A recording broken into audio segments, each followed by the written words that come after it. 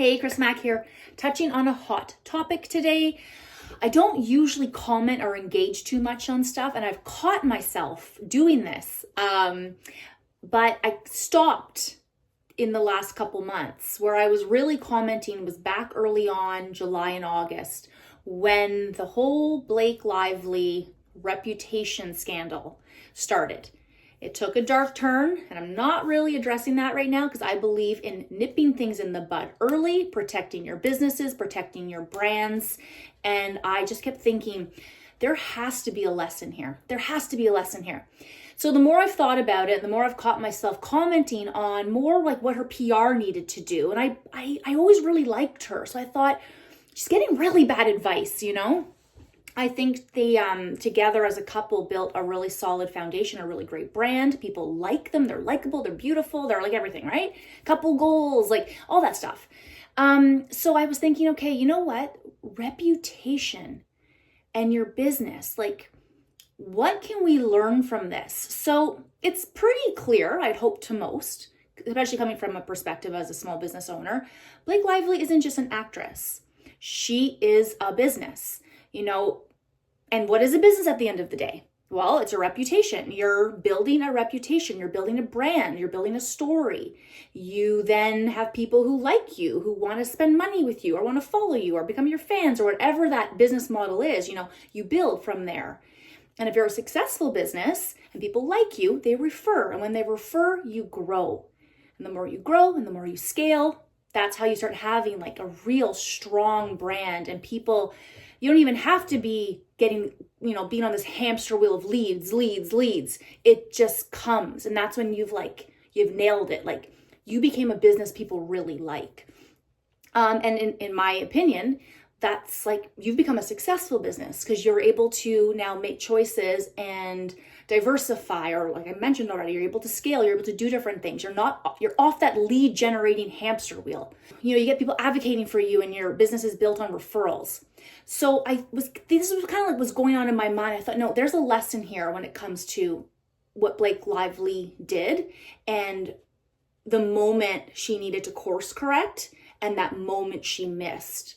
And I'm like, that's the lesson. It's identify that moment and how can we as small businesses not do that, learn from her mistake and apply that to our own handling, how we conduct ourselves within our businesses, how we conduct ourselves within our brand stories. And the thing that's really interesting to think of, like both of their careers, Blake and her husband, Ryan, how quickly, like if you look at how long they've been around, I think when you first found out or like heard her name and you first heard his name, like what movie was it? What show was it? What was it? Maybe it was Mint Mobile. When you first heard it, how long has that been? And yet we're only talking about the past few months. And the past few months, in my opinion, like I thought it was going to get squashed in July, early August. I thought she's going to come to her senses. We're going to get some kind of, statement where she explains herself. It's going to get squashed. How much has transpired is like, I'm like, okay, biggest mistake ever. But for me, my focus is what was that moment, that point of no return. So for argument's sake, we can all just agree that, Blake had a pretty solid business. For argument's sake, like she had, good style. She was likable. She had all of these things. Like when you saw her going, like, oh, that looks so great. And I still remember her in a black and white dress and even being pregnant in that yellow dress. Like those, we just always liked. Just like, yeah, she looks great. Love it. Nothing really negative. Okay. So you could say, okay, a strong personal brand, admired. Yet with the promotion of It Ends With Us, it like rapidly started to just decline. Her brand suddenly started to feel disconnected, ingenuine, maybe a little like self-fulfilling, self-serving. Out of touch was a word I've used enough to say, like, I'm missing she's on the red carpet there, and I think she's just kind of missing that sensitivity chip, if I were to quote Jen Aniston. A little chip's missing there. The thing that I kept thinking when I kept seeing like people, putting out, I just say kept because it's not a lot, but it was like all of a sudden these clips would appear of like, oh, she's not so nice. You thought she was like, golden sunshine, American pie, like apple pie girl. Not so much.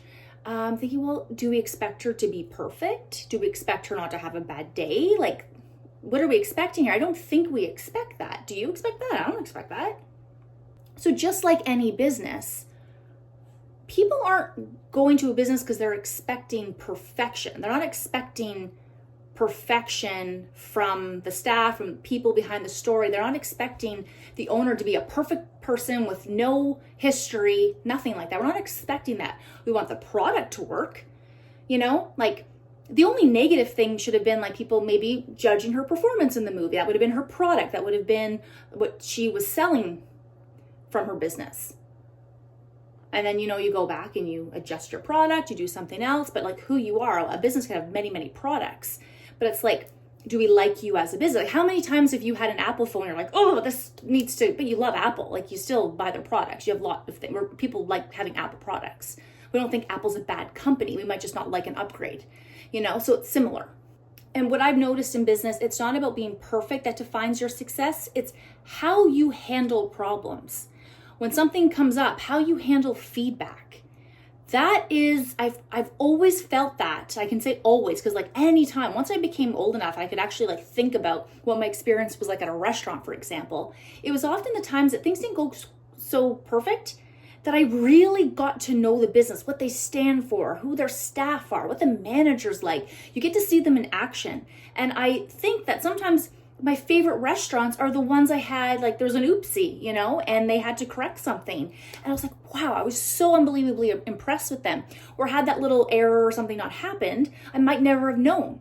Just like relationships, getting to know people. Sometimes it's when you go through rough patches and rough times together, you really get to see what someone's made of. It helps you really become an advocate for somebody because you're like, I know what this person's made of. I know what this business is made of. I know they come through. Their customer service is amazing. If everything was perfect, would you really get to experience customer service? Like who really goes through customer service? People who have problems. People who are like, it didn't come, the package wasn't right, or it was broke, blah, blah, blah. And that's how you get to learn like, wow, that company just stepped up. They're amazing. It started with a problem.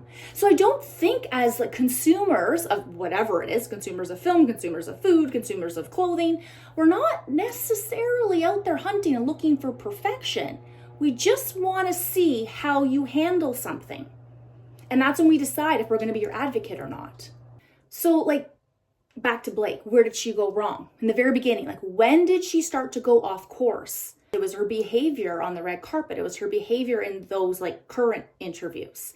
People felt she was out of touch.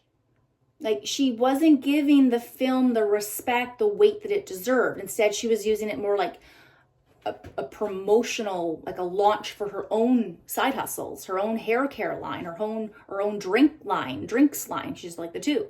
Whatever, she probably has something else going on as well. It was silly. It was ingenuine. It was like, where's the compassion? Where's the, like, did you read the book? Like, does it not affect? And I have to be careful here because, no, she was not to be sitting there talking about DV and being like, I'm a survivor. I know all about it. No, and no one was expecting that from her. So I've had some people comment like that. I thought, hold on a second. We're not expecting that, and nor would that even be appropriate. But being poised, being elegant, taking it seriously, just simply saying, you know what, to people who've had, I can't relate to that. I'm just so honored and privileged to have had this opportunity to be in this role and such an important message. Like, there are many things that she could have said, and there's many other options than being like, look at all the flowers, look at all the big hair, here's my hairline. Like, that's where people it was the ick factor. If you're a Sex and the City fan, you know exactly what I'm talking about. That ick, you're like, ugh, something's missing there. And I think the idea of her being out of touch was a bit hard for us as like consumers of her over all these years, being fans, like, you know, just kind of being, you know, watching her grow up as an actress. watching her get married, watching, or literally, you know what I mean? Like, having the kids, like you're just seeing like, you're thinking very wholesome, very down to earth, playful, funny. And it was just like, oh, wait a second, that's the palette's off here. That doesn't make sense. It's like something's not connecting. We didn't like it. We didn't like what we were seeing. So again, when it comes to the brand, we weren't looking for perfection here. When we're looking at her as a business, we're not looking for perfection. We're just looking for consideration, self-awareness, authenticity. That's all. And we weren't expecting anything more than what we already thought she was. And I think that's where it's like when you go to a business and you go into the restaurant, you're like, yeah, it's the best restaurant ever. And you bring people the best. And then you're like, oh, ooh, I don't know what happened. Like, it's usually really good. Have you ever had that happen? You're like, I'm so sorry. It's usually amazing here. Like, I don't know what happened. Yeah, don't worry. You know what? They'll fix that for you. Hi, excuse me, sorry. And you get some rude response. You're like, oh, I usually they just handle it right away. And I'm pretty sure most of you can relate to that. At least I hope so. I assume so.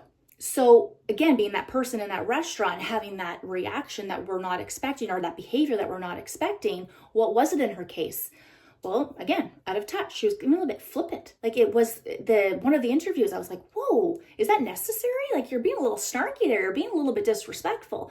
Those are not things I ever expected from this brand that I've come to know, or from this business of Blake that I've come to know. So the negative press starts. It starts rolling. And rather than addressing it, this is the point that I was like, this is the point that I can make as a mentor to my small business mentees. This is the point. The minute it starts, the minute you start to feel like, okay, things are going off course here, be direct, handle it directly, handle it immediately.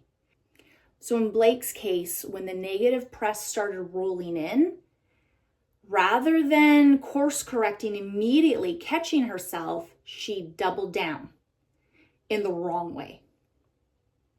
And it wasn't immediately, but her aggressive doubling down was a route I did not see coming. I was actually thinking, I hope she has a good PR team behind her. Someone needs to put some sentences together for her. And I was thinking of some things that she could say. I was actually like, okay, if I was her PR agent, what would I be telling her to do? I know what I would be telling her to do, because no one's expecting her to be perfect. So I felt it could have been really easily handled, a very genuine response. Like, what do we know about Blake? What would be a genuine response? Well, she could have said, you know what? I'm like really excited. I just probably got caught up.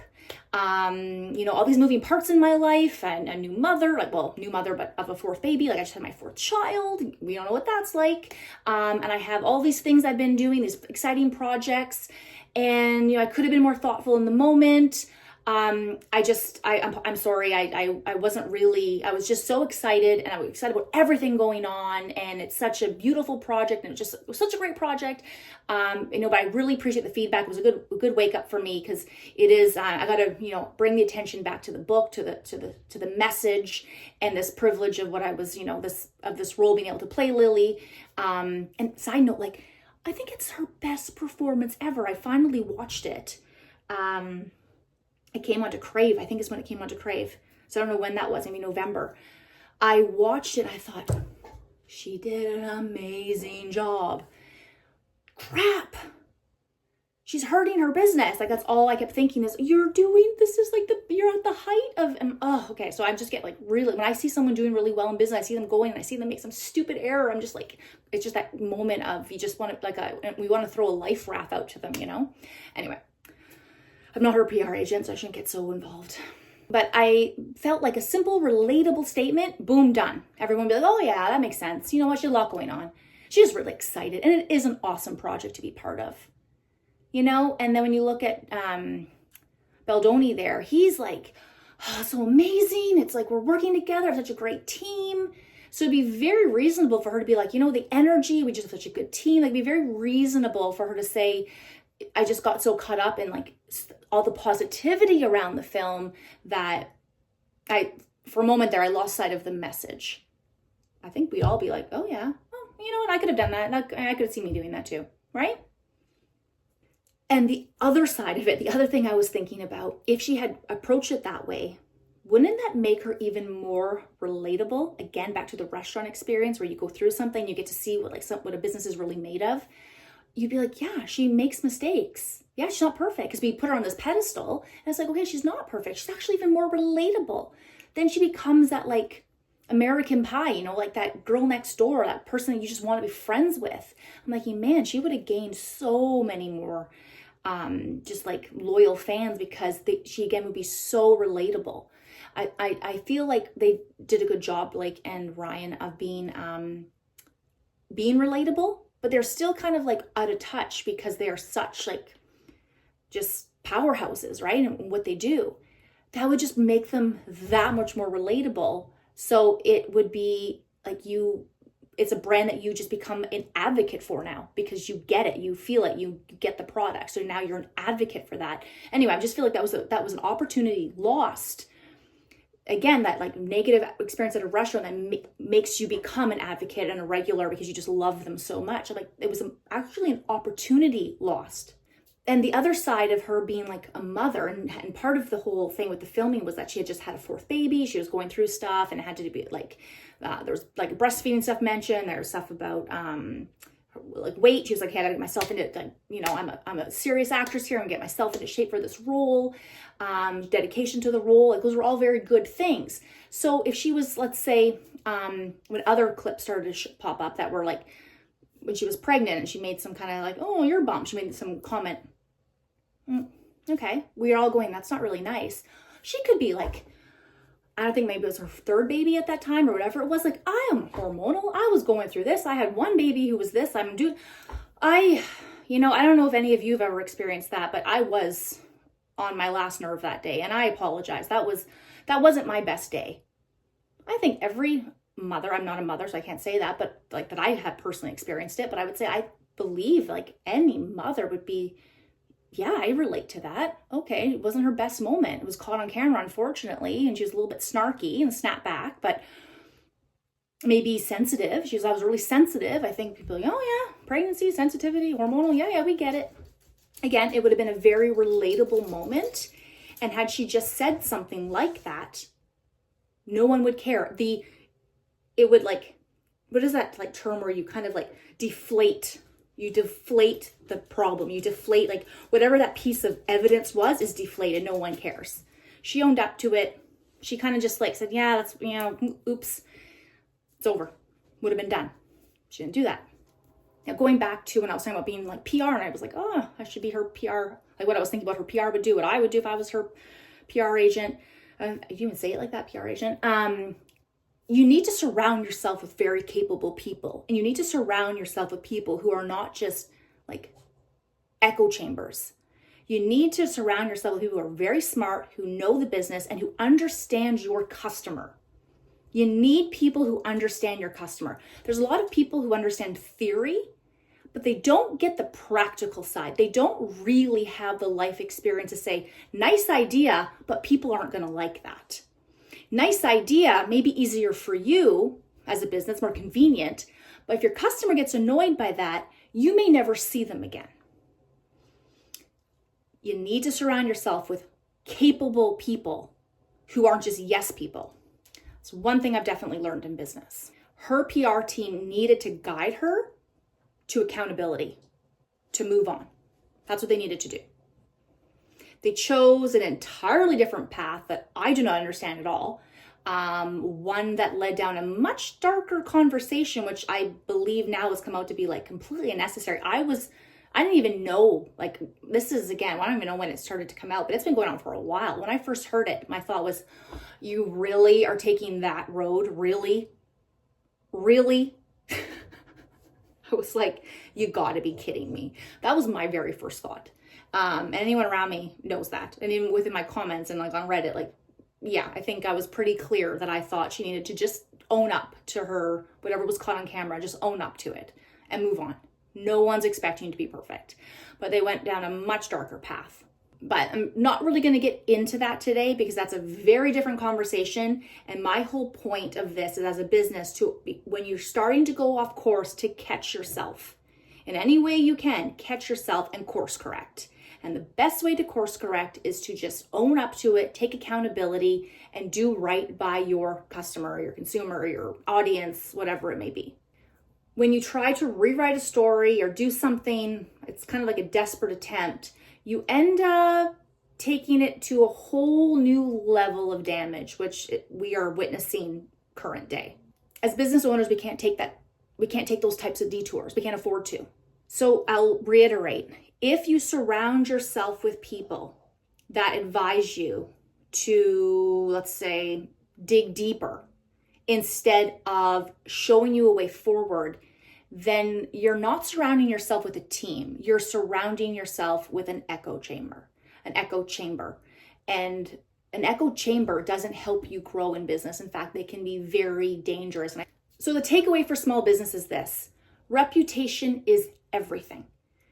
People don't judge you when things are smooth. That's not when they step back. It's not when someone goes and writes a review necessarily. Most people, I do. I'm the one. I'm like, you get my 5 stars or you get nothing. I'm not going to go sit and write a negative review about you. But I've been a small business owner for many years, and my family's entrepreneurs. So I understand the power behind it.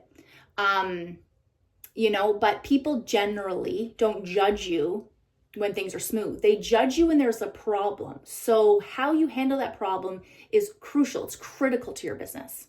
Second, own your mistakes. People generally don't expect perfection. They just expect you to be accountable. So be accountable and move on. Third, it's a bit of a skill to develop, but you got to learn to read the room. You got to know who your customer is. You've got to spend the time to understand your target market, your target client. Listen more than you talk. I notice that's a big trend in people who are coaching and teaching small businesses. No one wants to hear about you. They want to hear what you can do for them. So in order to know what you can do for them, you have to be using your ears. Use your eyes, pay attention, and make adjustments where needed. Fourth is to surround yourself with truthful people.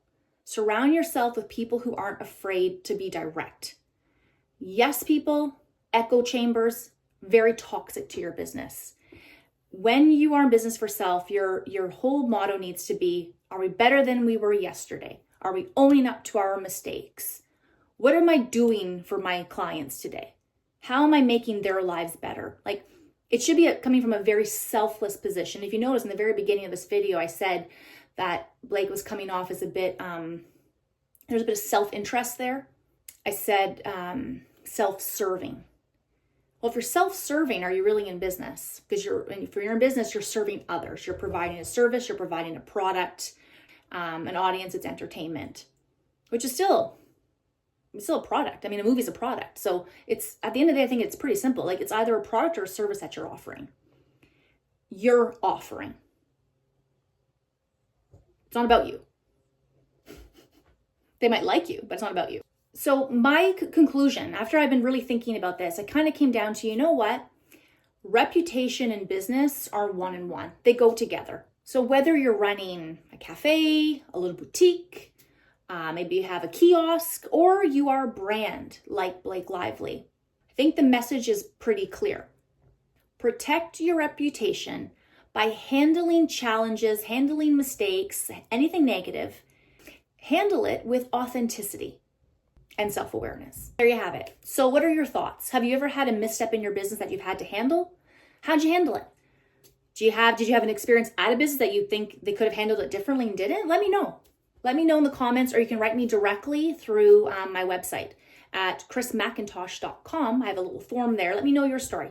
Share with me what you think Blake should have done. Thanks so much. Take care. We'll see you next time.